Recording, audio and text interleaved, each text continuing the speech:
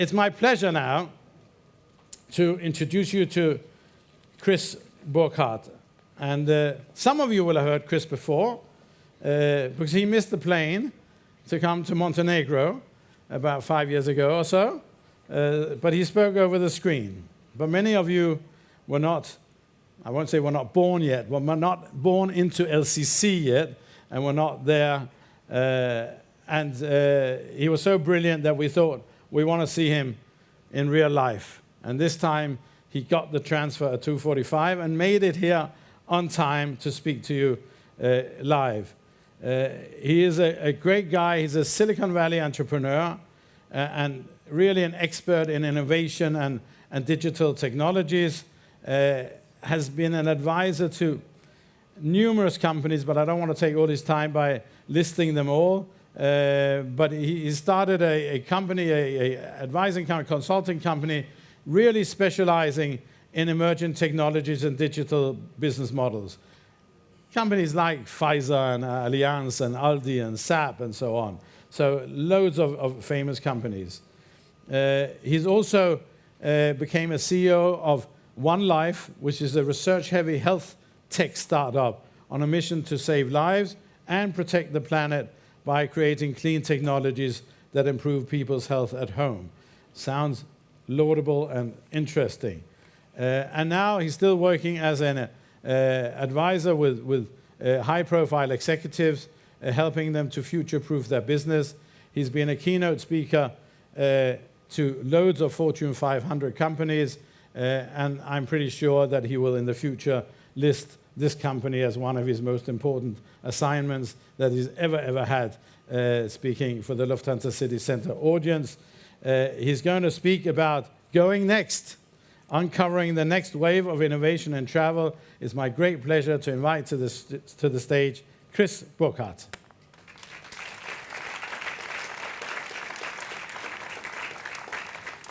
Thank you. You're welcome. You don't need a pullover. No, I need that stuff. Thank you. Good. Thank you. Thanks for having me. Again, this time I made it, even though I was, again, stuck in Zurich for 2 hours because we couldn't start because the weather in Porto was so bad that we couldn't land. But I made it just in time, and I'm excited about this. This is a moment in time where we see emerging technologies just at the beginning. So AI is coming, we all know that, but how it's coming and where it's going, we don't really know, and travel is just at the intersection between human experience with all the messiness in their emotions and the way that people are irrational about how they make decisions and how they want to travel. And on the other side, we have technologies that are incredibly powerful in the way they predict and understand these emotions, but they can't really experience the world. And so there's a contradiction in your field. It's like you understand some kind of the emotional experience that your customers go through, and at the same time, you're forced to use some of these new tools and technologies that are very rational, and they're supposed to replace certain tasks. And it's really interesting to look at what is actually happening with the tasks that are being replaced, and what is your job going to be in 5 years. It's not that easy. And it's beautiful that it's not that easy because that gives you the chance to define what you want to be in 5 years. Because right now, no one knows. But if you wait too long, and this brings me to my first slide, if you wait too long in front of that door that just opened, the AI door is just open.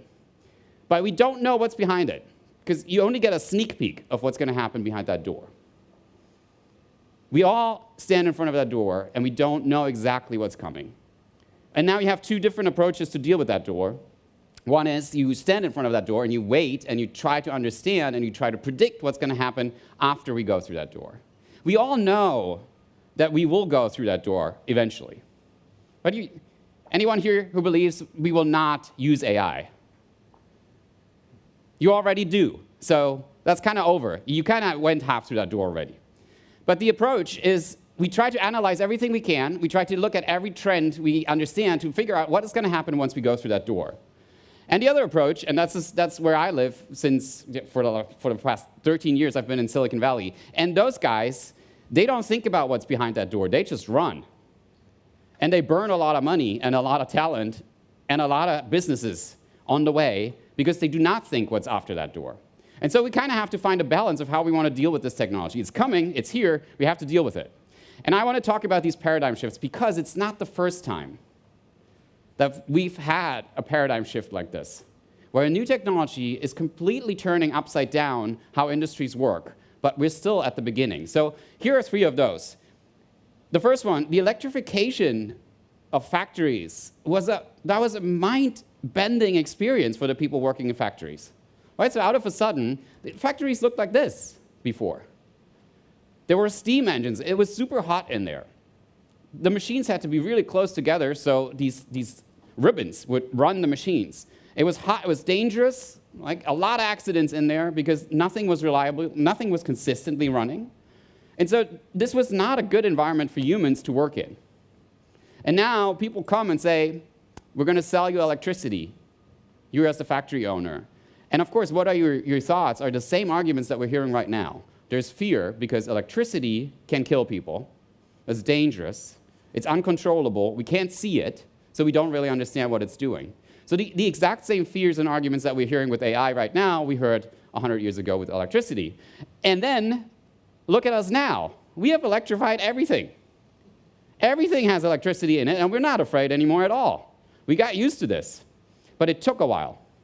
Now, digital technologies came to the factory too, and that's why the factories look like this now. Right? So the next stage was the digital technologies came, and now we had data running these factories. And we're still kind of in the middle of getting used to data running everything. Right? So we all use data, but there's still room for improvement. Are we completely digitized? The problem is, now the next paradigm shift is already here. So the cognification of the world, and this is what we're seeing right now, this is what AI does. It cognifies everything. And this is why we don't see people in there anymore. Where are the people? We see now that in 5 years, we will have 99% of all factories in the world run without people. And you might have heard this picture that is created around this. There will be only 2 employees in every factory. There's going to be a man and there's going to be a dog. Right? The job of the man is to feed the dog, and the job of the dog is to keep the man from touching anything. This is what people say about factories next. And the question is, what in the travel industry works like a factory? Because if we look at what happened, the electricity comes in, that's a point solution. First, we can make this machine, rather than run on a steam, we make it run on electricity. So now we can move this machine. We can redesign the whole factory, and out of a sudden the whole factory looks different because we can move things around.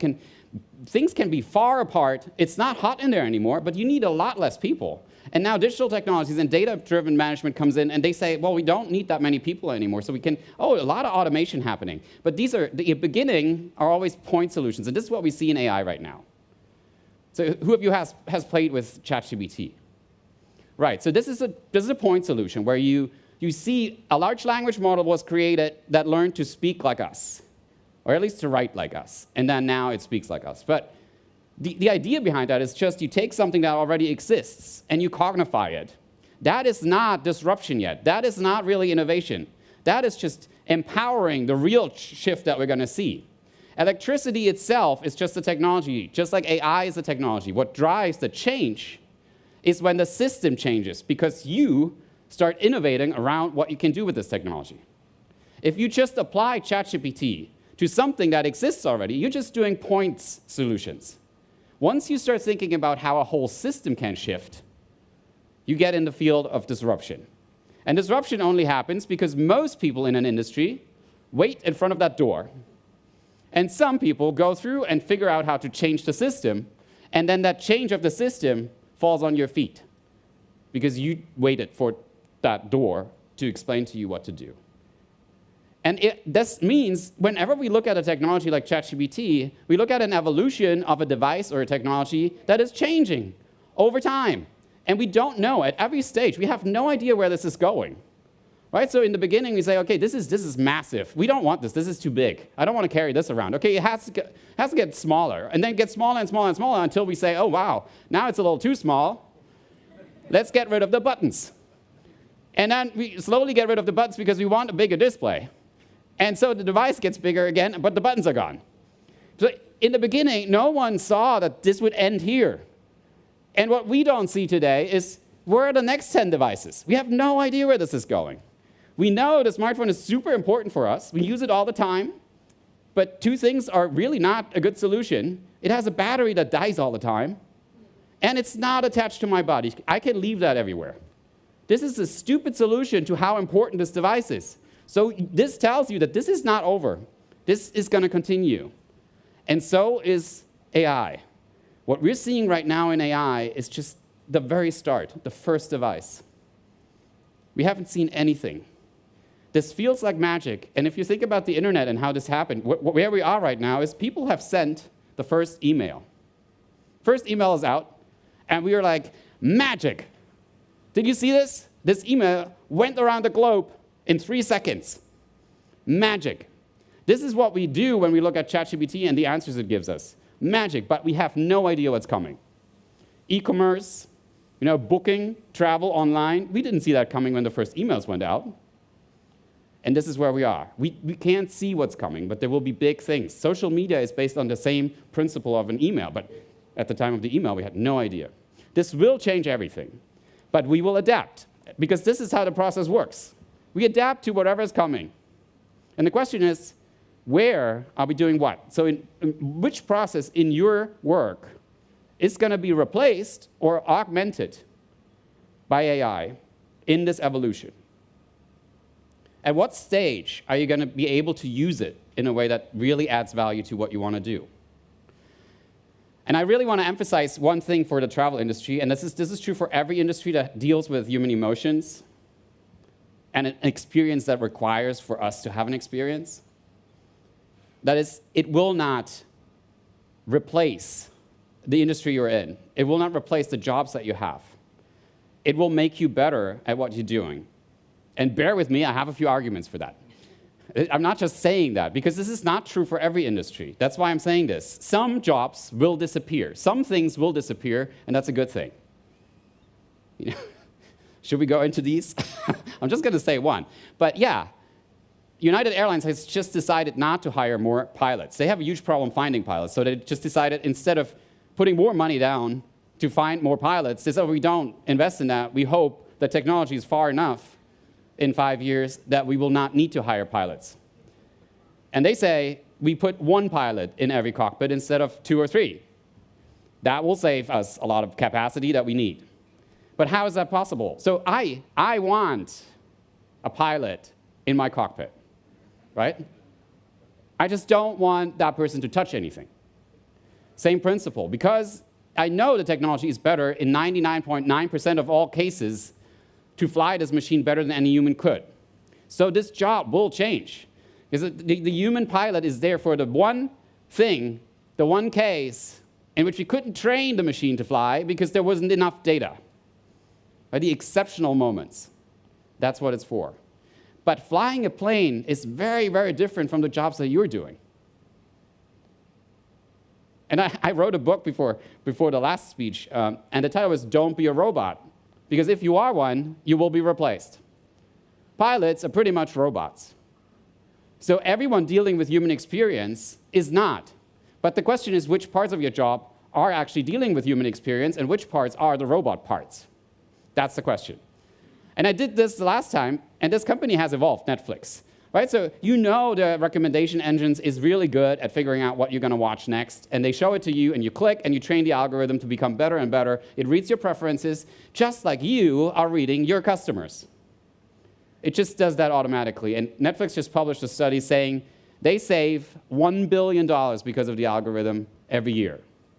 It would cost them $1 billion to do this without AI. That's insane. But they've been doing this since 2015. So they have some experience. So now what does the recommendation engine figures out over time, and this is what it learned, which actors do you like? Which settings do you like? Which storylines? Which genres? What background music? And then Netflix said, well, why, if we know all this about the individuals that are watching, why should people watch the same movie with the same background music? We can just change the background music to match your taste. And that's what they're doing right now. You don't notice that because you only get what you get. You don't see the others. And when you watch the 1-minute teaser that is supposed to make you click to watch a movie, that's also made for you. There are only scenes in there that match your preferences. Some people just want to see the kiss. All right, this is the romantic story, there's the kiss. Some people just want to see the explosion. So they put an explosion and a kiss in the same movie, and they show two different things to two different people, so they watch the movie. This is very smart. But what does that mean to you?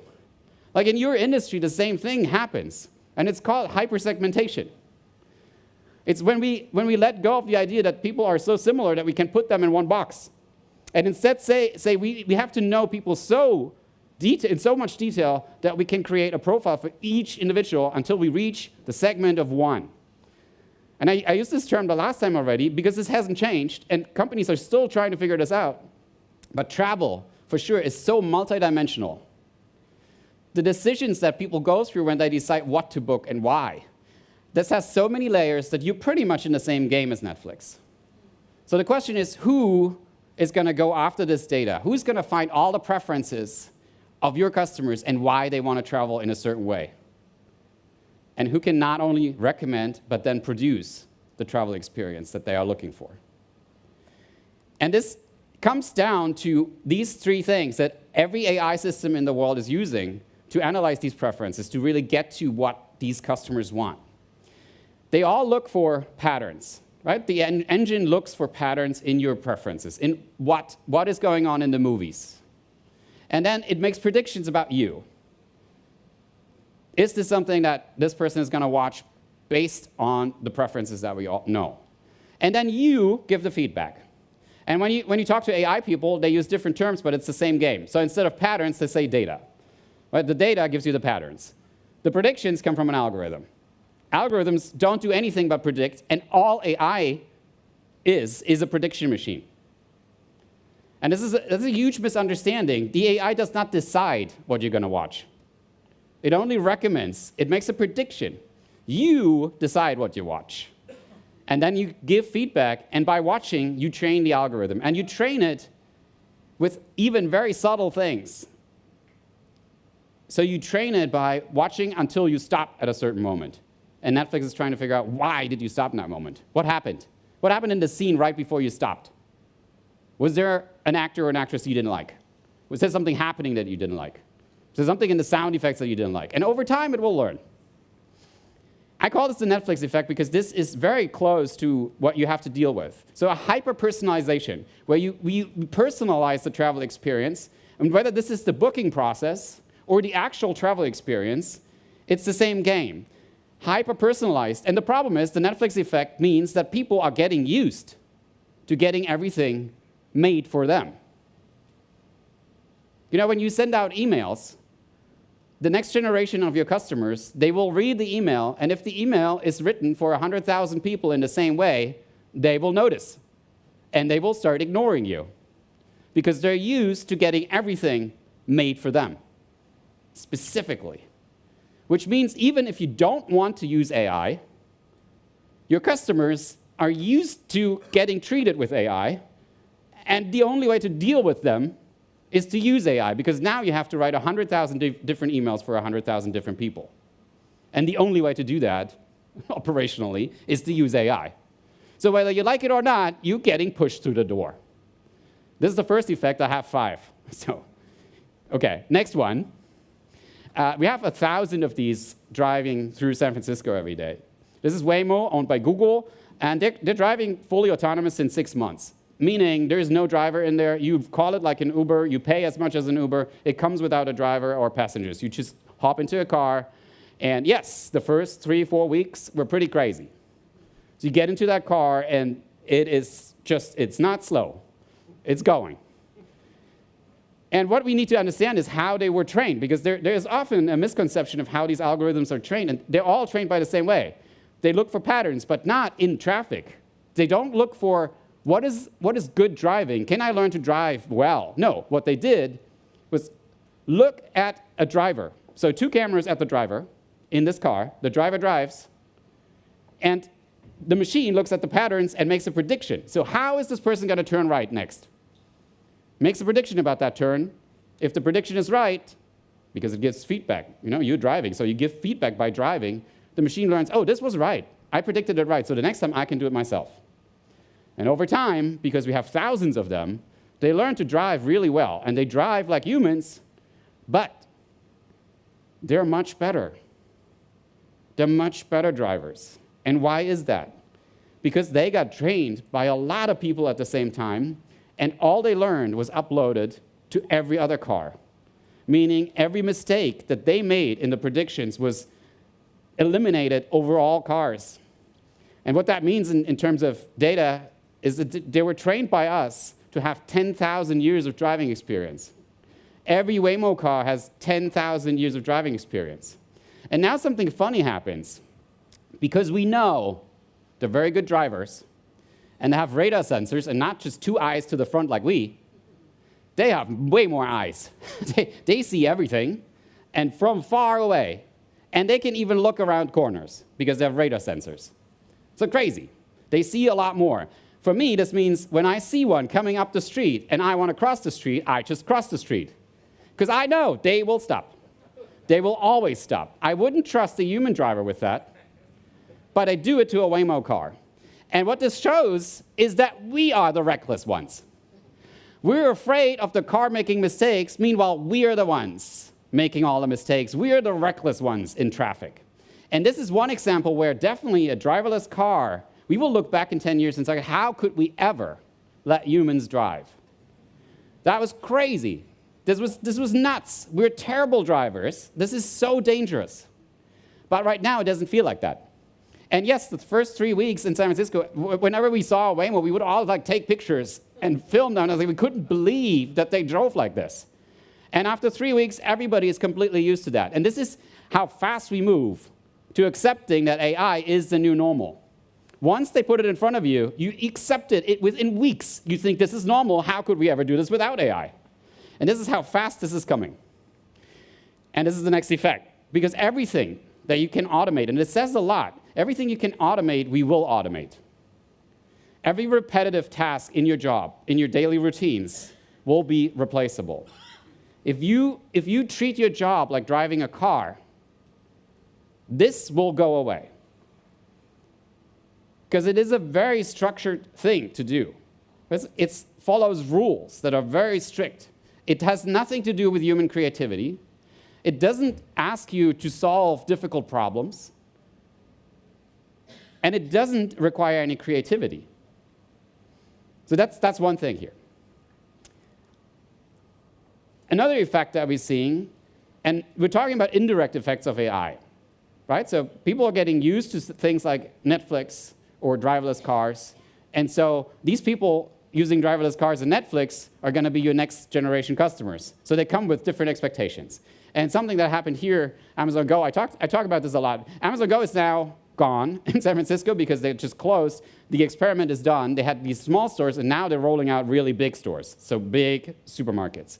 The idea here was, okay, people actually like going to stores, just like they like to go to travel agents. But what they don't like is waiting in line. So now look at your travel agencies and how people go there and what they want. If Amazon, the e-commerce giant, whose only goal it always was to replace every store, comes back and says, we're opening stores. First they open bookstores and then supermarkets. Because people, in some circumstances, like to go there. Now we use technology to eliminate the stuff that they don't want. And the stuff they don't want is the lines. But they like to go to the store, see in front of them, get recommendations, and grab the things that they want. Now, the ceiling is obviously equipped with cameras and sensors that track every object. So you have vision, computer vision, just like Waymo cars have computer vision. It's the same system. They look for patterns, they make predictions, and they get feedback. And they learn over time, this object is this. This costs that much. So you grab everything in that store, what you want, put it in your basket, and run out. Payment processes via your Amazon account. Your face is tracked anyway. Payment done. No payment process anymore. Well, that would be nice everywhere, right? So you wouldn't have to deal with the payment. So this is convenience driving this case. But what's happening is that you take the possibility of technologies and you turn them into opportunities where you see, okay, this is a real problem that we could tackle with this technology. So the question is, where in my business do I have things that I could eliminate to increase the perception of the experience for which people come? So they like going to the store because there's some things about the store that are fun. Can we eliminate all the rest so they still come to the store? That's an opportunity. And then people start forming new expectations. So Amazon delivers everything in San Francisco in 1 hour. How can they do that? Well, the stuff that I will order tomorrow is already on the truck today because their predictive models are so good that they know what I'm going to buy tomorrow. Wouldn't that be handy for you? You already know what kind of travel they're going to book. And of course, the big booking sites are trying to do that. It is very hard because you need a lot of patterns to make predictions. You need a lot of data. And then the problem is, the biggest problem, you need a lot of feedback. And if you look at Netflix, people are watching movies every night. People give feedback every night, hours after hours of feedback. How often do people book traveling? Right? So you automatically get less feedback, so your algorithms will learn slower. But this will definitely come because it's the exact same principle. And then, so you just formed a new expectation as a customer. You know you don't have to wait anymore. And now you come with that expectation and you don't want to wait anywhere. We don't want to wait anywhere anymore. Unless you go to the airport. There, out of a sudden, you're being forced to wait. And this has to do with the structure of airports. But think about the experience. You know, we're excited to travel somewhere. You know, I want to get there. This is really cool. And then the entire experience at the airport is crap. Why do they start my vacation with a crappy experience that can ruin it completely? Right? So there are places where we need technology to eliminate processes that are just annoying. But there are things at the airport that people like, and we also have to figure that out. So what is it that increases or improves the human experience, and where can we use technology to get rid of all the annoying stuff? Is a good starting point. But don't make me wait is definitely something we need to remember. This is still one of the biggest drivers in technology and innovation. Don't make them wait. In health, we have something similar. Oh, did you want to take a picture of that? I can go back. Yes, people don't want to wait. But if you talk about health, let's talk about health, because these same algorithms, we treat them like, oh, this is only happening in entertainment. This is only happening in driving and Uber and all these things that are not that crucial for progress and society and life. And then you come to health, and you see that the same algorithms that Netflix is using 2 or 3 years later end up in this setting in a doctor's office with a startup called Forward, where the last time we talked about this, they were predicting health. So they were trying to use all the data they could get from you, and they were trying to predict when would you get sick. Now, if you think about predictive maintenance, where we try to put sensors on machines so we know, oh, this machine is going to break in that situation, probably, so we replace the parts that are causing the problem before the machine breaks down. That's predictive maintenance. We do the exact same thing with humans now. Can we fix problems before they arise? And now this is the newest generation, is where you sit in this chair and it tracks everything that happens with your body in the moment you sit in that chair. But now you're interacting with an AI that has access to all files of all people and all the data sets. And of course, over the past 2 years, this AI is getting so good that actually it replaces the doctor altogether. Now we have the same problem as with the pilot. I still want a doctor, right? I still want a human being to talk to me. I do not want to sit there and just talk to the AI. And they're just figuring out that this is a huge problem. But there's something weird happening, and this is why this is successful, is humans share not only their data, but also answers to questions. They're more honest when they talk to the AI than when they talk to their doctor. And that is because the doctor is a human being and they're judgmental. Or at least we think they're judgmental. Most of the time they probably don't care, but we still think they're judgmental. If they ask me how much I drank last week, I'm not going to say the truth, right? They're going to judge me. If the AI asks, I don't care because I know this is a machine. So the data that the machine is processing is obviously better than what the doctor would get. But I still need the doctor to sign off on the medication.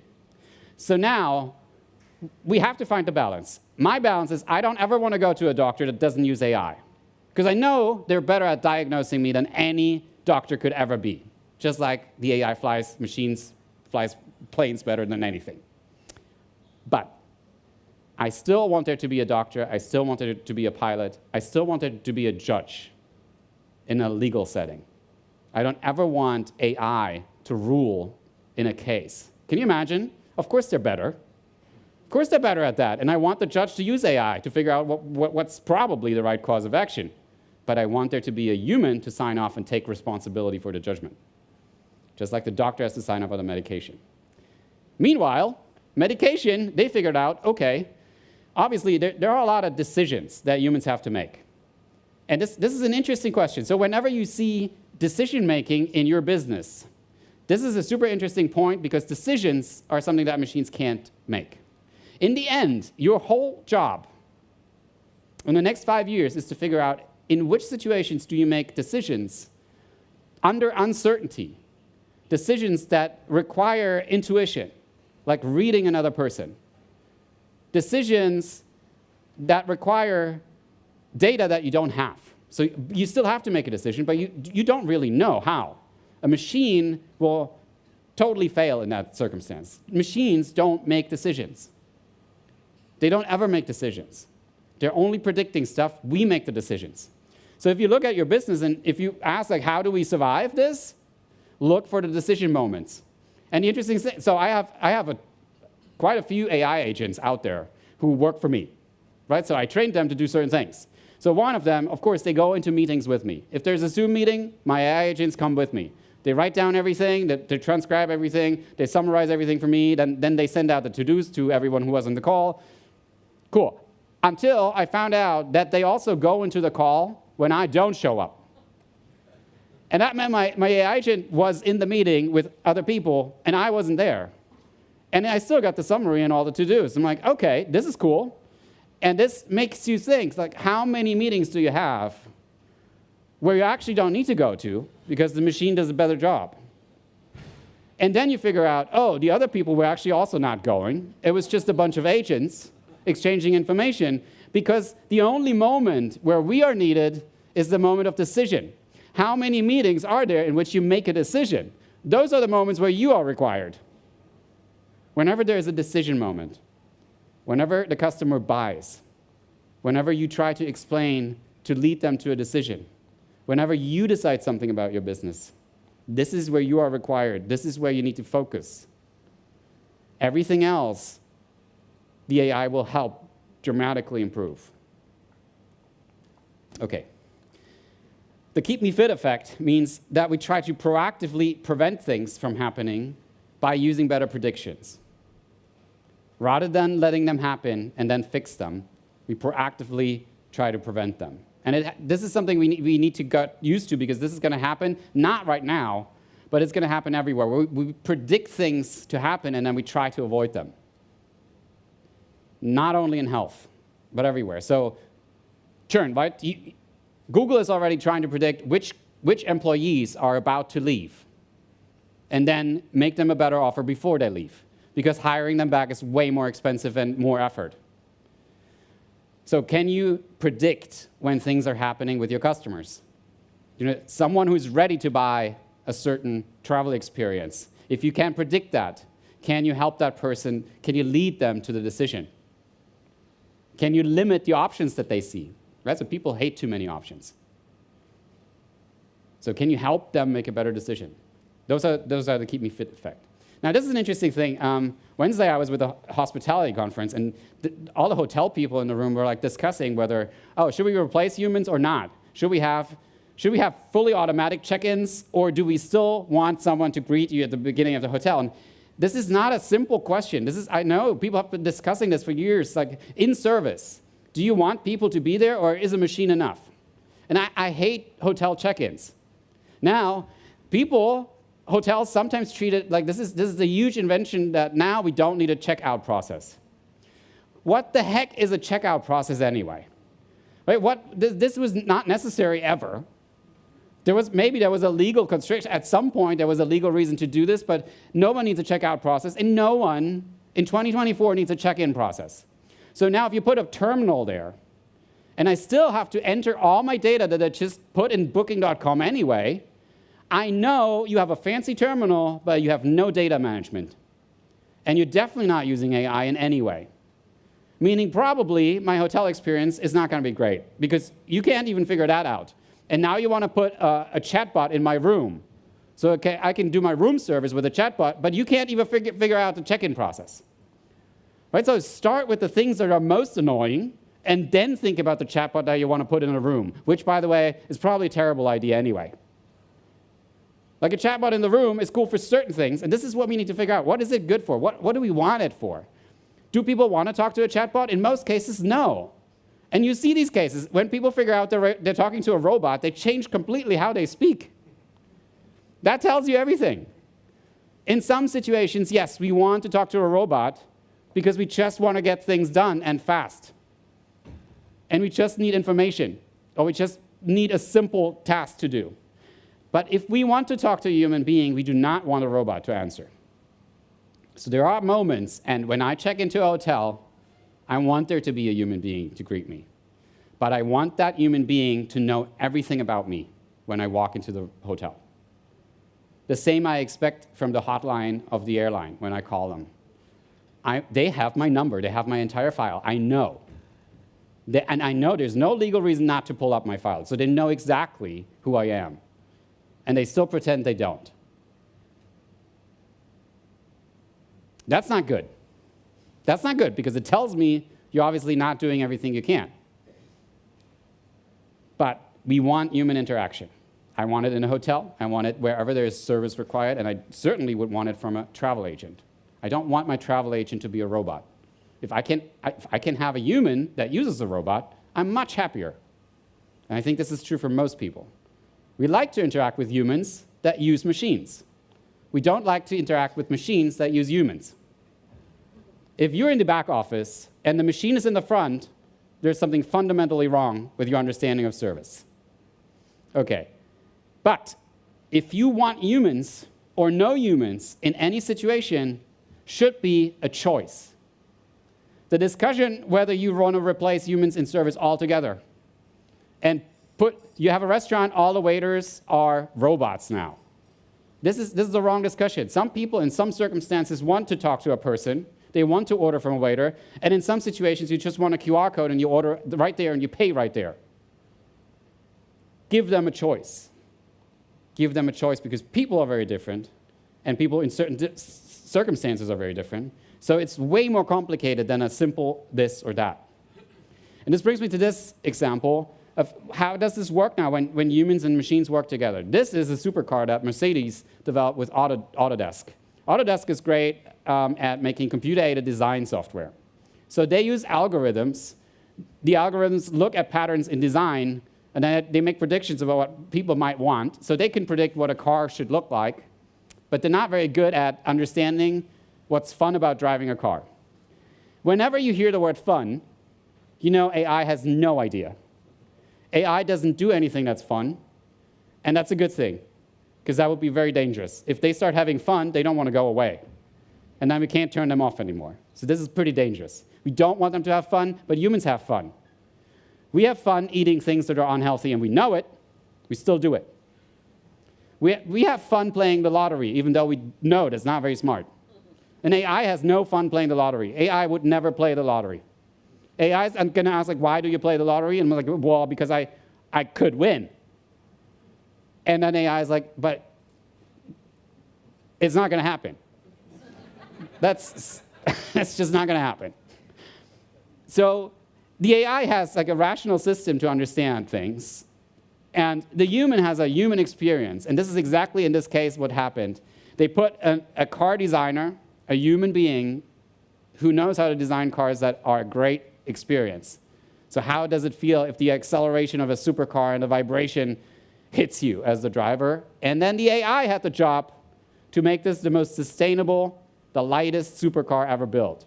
So the AI was just eliminating material. Get rid of the stuff and build a skeleton for the car that can handle whatever the human wants in the experience. And now, out of sudden, you understand that the intelligence of these two systems are very different. And this tells us what our role in this whole game is. There is creative intelligence. Creative intelligence is what I have as a human being. I can solve problems in a way that a machine can't because I use my creativity and not past data to solve the problem.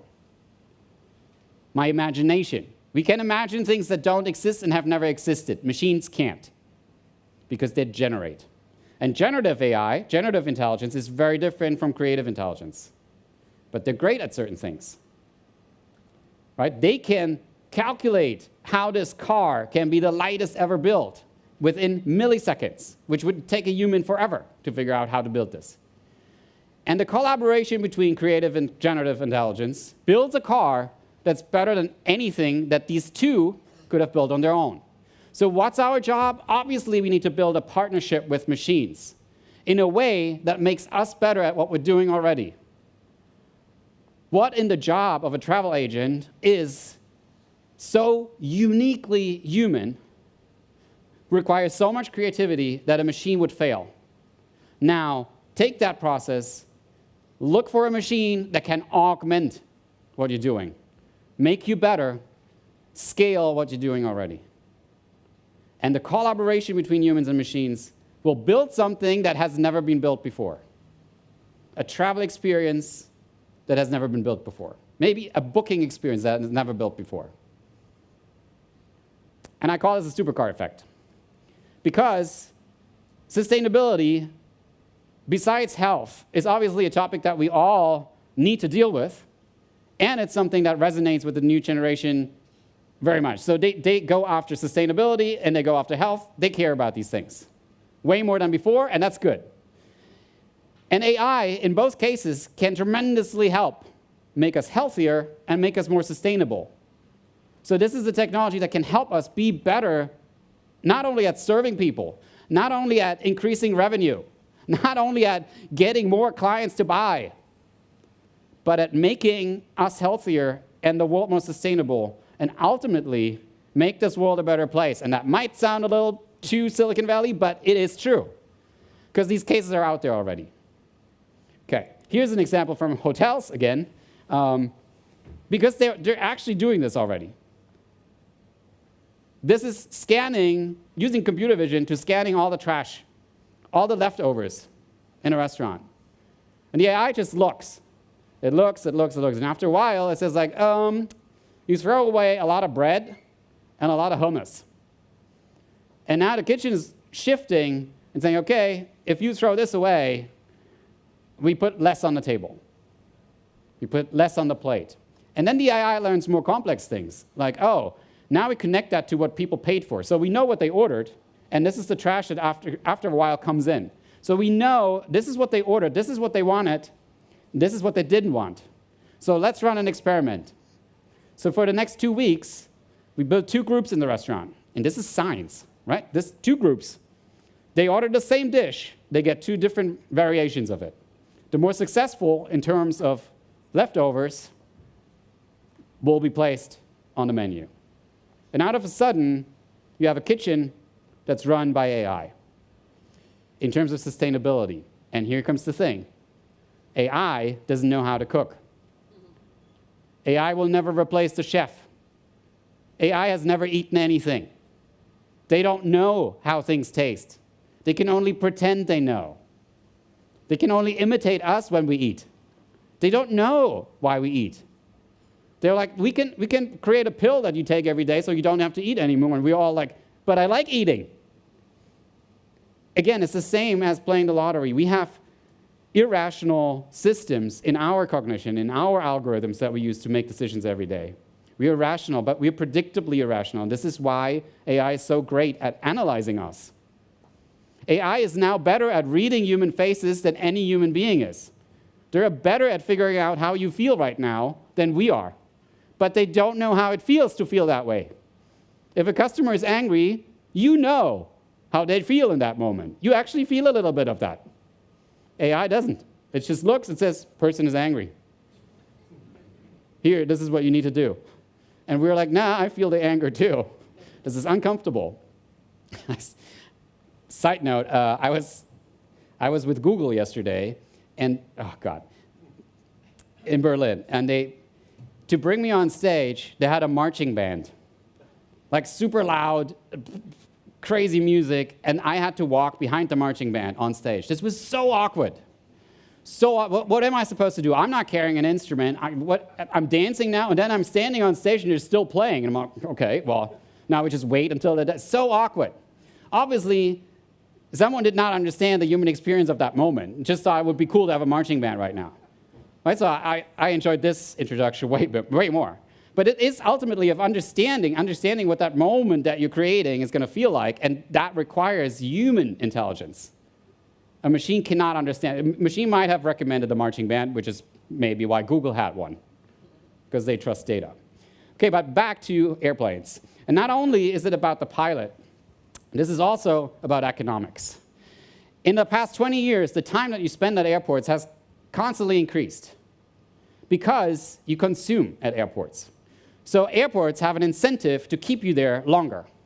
The more you consume, the more incentive there is to keep you longer. And with AI, that's the same principle. So if there is something that keeps AI from making things more efficient because there is an economic incentive to not make things more efficient, you will see AI being blocked everywhere.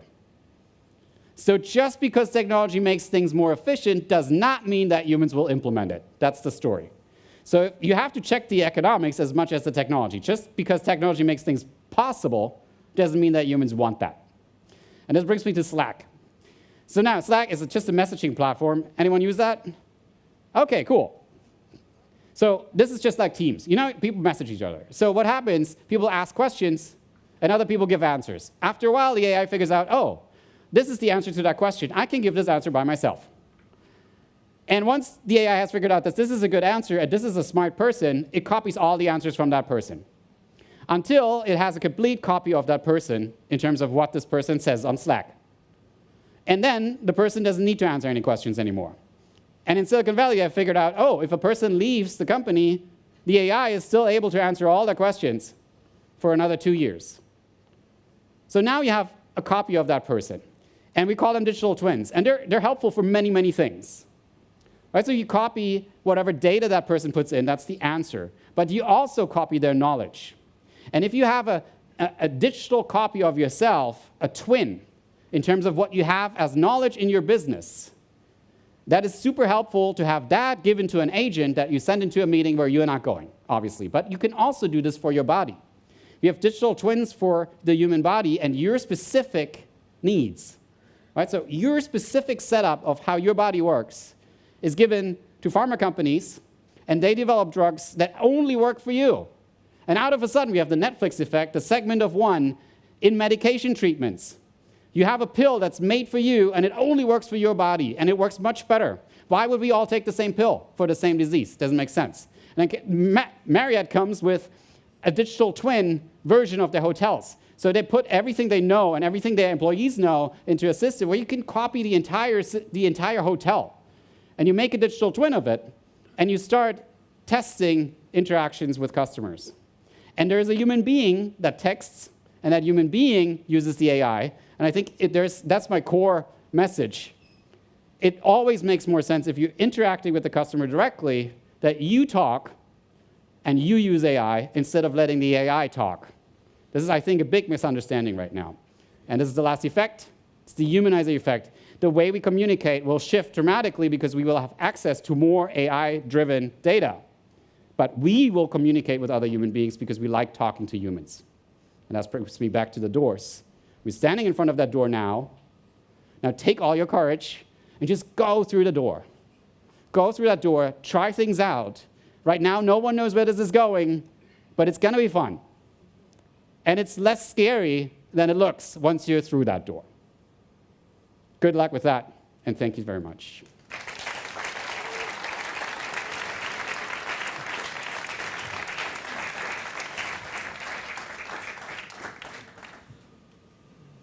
So I don't know if I should be scared or happy that I'm so old that I can manage all these things without AI. I mean, of course, what you haven't realized fully is this is not really Chris. because his agent has heard him speak so many times that he's eliminated all the things that got bad reaction from the audience, and he's only using the things that could good reaction, and he sent his agent instead. But give regards to Chris when you see him next, okay? And it's a pleasure to have you here. So thanks very much. I mean, I guess there's hundreds of questions, and you know, not really sure where we go. Some of the things you talk about are here. Some of the things, I mean, it was amazing that you've come to the conclusion that we have never thought about here, that airlines are not fully up to date with all their procedures yet. We've never thought about that in this room.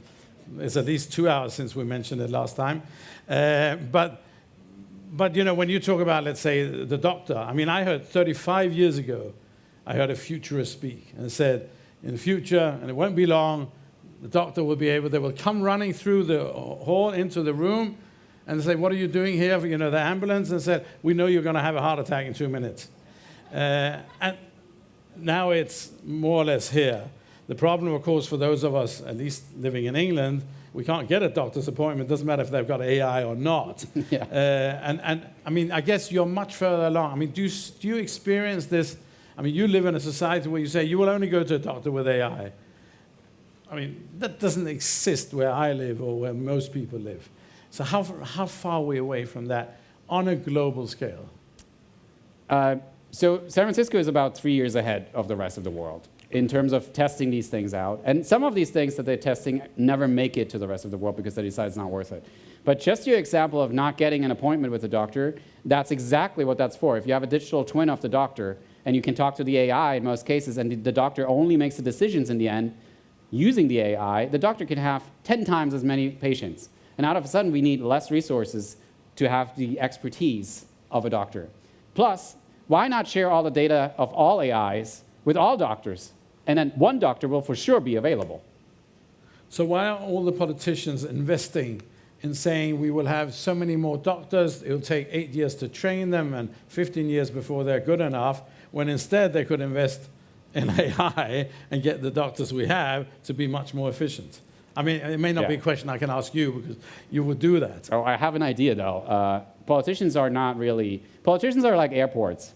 They have no real incentive to use AI in any way, because AI definitely makes things more democratic because it makes things more transparent. The AI shows you things that are invisible right now. From the money flows to what they're actually standing for, they hate AI. This is a huge problem for them. So they have no incentive to use AI in any way and support it. So we can't replace them with AI, you think? I mean, Yeah, I mean, a politician using AI would be, oh my God, so much smarter, but they have to listen to the machine. And that's interesting, because what you said also, I mean, I've been a consultant for many years, and you said people can choose to take the AI. I mean, as a consultant, I can come with all the advice, and I, of course, only give advice that I think is the right advice, but I can't force my customer to take the advice, as you are a consultant as well. That's the beauty. You know they're taking the wrong decision by not taking my advice. Why are they? But you know, sometimes they have a consultant because they say, we did consult with someone, we didn't take what he said. But you know, and that's the same with AI. You know, you can't force them to take what AI suggests. But the beauty is, AI doesn't have an ego like a consultant does. It's incredibly... So AI doesn't care whether You've only just met me. What are you talking about? AI doesn't care if you take the advice or not. It will just keep giving you advice nonstop. There are no hurt feelings. You know, if you talk to ChatGPT and you're like, I still don't understand. Explain this to me, and here's the explanation, and then you say, explain this to a 5-year-old, and I still don't understand. Do it over and over again. That's why AI is a much better teacher than teachers are. We still will need teachers, but they need to use AI for the case that requires no ego environments. Fantastic. One last question. I was a little bit confused when you talk about the Netflix effect. Yeah. And you're talking about that it learns what you like and what you don't like and why you stop watching it and so on. But you don't always want to watch something that ends in the same way or has the happy ending or so on. I mean, I wish I could use it on the news, that I always got the only good news. But you know, we still want excitement in life. We still want surprises. We don't want everything to just be exactly what we expect. Yes. I mean, Can that be worked into it? Yeah, that was a problem actually in the beginning. The algorithm was so good that you only got stuff that matched your interests, and then I figured out people stopped watching. Because if it's too predictable, we hate being predictable, but yet we want to be predicted. Right? So we want being predicted, so there are good recommendations, and then we want 20% that's so off that it doesn't even make sense. So I get product recommendations on Amazon that are meant for a pregnant woman. This is obviously so off that it doesn't make sense, but it keeps me on the platform, and Amazon has figured that out. So 20% is the randomness that they put in to keep us on the platform. I had the same with airlines that, you say airlines should know all about us. I mean, you use that as an example. And I still get mailings that says, dear Mr. Melchior, we know you so well, so here's our next golfing holiday. And I've never, ever played golf in my life. So they should know me, but that's a... I doubt this is the 20%, though. That sounds like a messy 80%. I'm the random. I'm the random. But I think we've learned a lot. I think we are excited, and we want... I think we need to move on. But I mean, if we can do a quick question answer here. AI lacks the human specialities such as judgment, wisdom, empathy, and most importantly, conscious, and we said fun. And its solutions based on majority rule can be wrong. Do you agree? Oh, they're wrong all the time because we're absolutely unique. We totally overestimate how similar we are. We are not similar. We are completely unique. And all our intelligences are completely unique. So when we take this room together, we will come up with very, very different solutions to the same problem. AI doesn't do that. This is why taking the majority in the room, that works in democracies, because this is a very simple choice we're making. But it does not work for problem solving. So if we all come together solving problem, AI will be just like one more person, because all AI systems think the same. But we all think very differently. So it's an aid. It's just augmentation. It just adds to our intelligence. Your example with the chef, and I've got to give it to my son because he's a chef, and you said AI decided that because there was so much bread and hummus thrown out, that the portions were too big, but it never considered that's because the chef doesn't know how to make hummus properly. Right, exactly. That's why we need, Now what are you going to do? Fire the chef and let AI run it? No, you can't. You still need it. Chris Burkhardt, fantastic. Thank you.